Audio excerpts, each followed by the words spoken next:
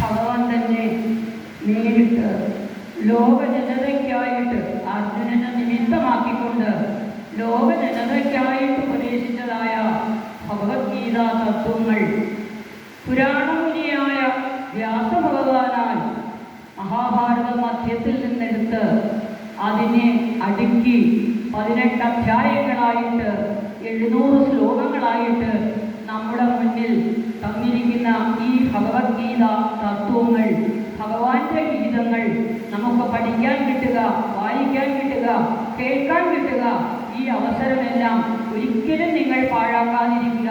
കാരണം ഇന്നത്തെ സാമൂഹ്യ വിപത്തുകൾ നമുക്കറിയാം. നമ്മുടെ കുട്ടികൾ പോയി കഴിഞ്ഞാൽ ആ കുട്ടികൾ എന്തിലൊക്കെയാണ് ആൾക്കാരുടെ പ്രേരണകൾ കൊണ്ടുണ്ടാകുന്നത് എന്ന് നമുക്കറിയില്ല. എപ്പോഴും സംഘർഷഭരിതമായ ഒരു അന്തരീക്ഷത്തിൽ ജീവിക്കുന്ന നമുക്ക് ഭഗവാന്റെ ഈ ഉപദേശവാക്യങ്ങൾ, ഭഗവാന്റെ ഈ തത്വോപദേശം അർത്ഥവത്തായി നമ്മുടെ ജീവിതത്തിലും ഒന്ന് എത്തി നോക്കുവാൻ നമുക്ക് കിട്ടുന്ന ഒരവസരമാണ് ഭഗവത്ഗീത പാരായണം.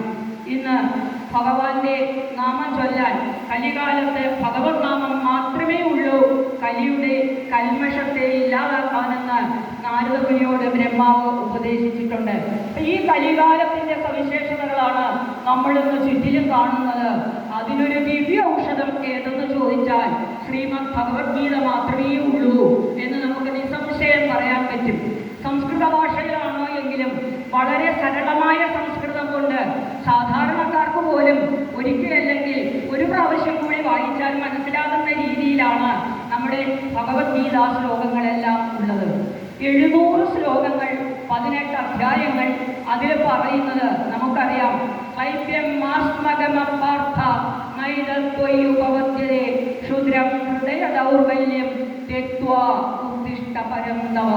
ഇങ്ങനെ വിഷമിച്ചിരിക്കുന്ന അർജുനനോട് കുരുക്ഷേത്ര യുദ്ധഭൂമിയിൽ ബന്ധുക്കളോടും ഗുരുക്കന്മാരോടുമെല്ലാം എങ്ങനെ യുദ്ധം ചെയ്യുമെന്ന് വിഷമിച്ചിരിക്കുന്നതായ അർജുനനെ അതിൽ നിന്ന് പിന്തിരിപ്പിച്ചുകൊണ്ട് സ്വധർമ്മമായ ശാസ്ത്രവീര്യത്തെ ഉണർത്തിയെടുക്കുവാൻ വേണ്ടി ഭഗവാൻ അർജുനനെ നിമിത്തമാക്കിക്കൊണ്ട് ഉപദേശിച്ചതായ ഭഗവത്ഗീതയാണ് അദ്വൈത അമൃതവർഷിണിയായ 700 ശ്ലോകങ്ങളുള്ള അമ്മേ ഭഗവത്ഗീതയെ അമ്മയെ ഞാൻ ധ്യാനിക്കുന്നു.